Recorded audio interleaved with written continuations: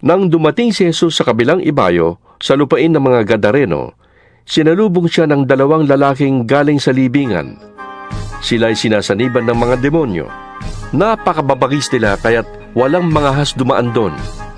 Bigla silang sumigaw.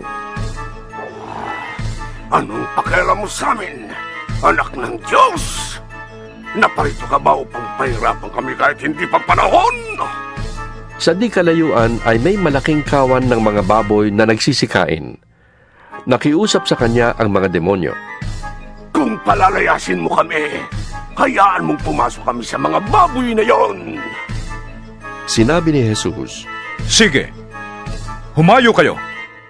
at lumabas nga sila sa 2 lalaki at pumasok sa mga baboy. Ang buong kawan ay biglang sumibad ng takbo papunta sa bangin, nahulog sa lawa at nalunod. Nagtakbuhan papuntang bayan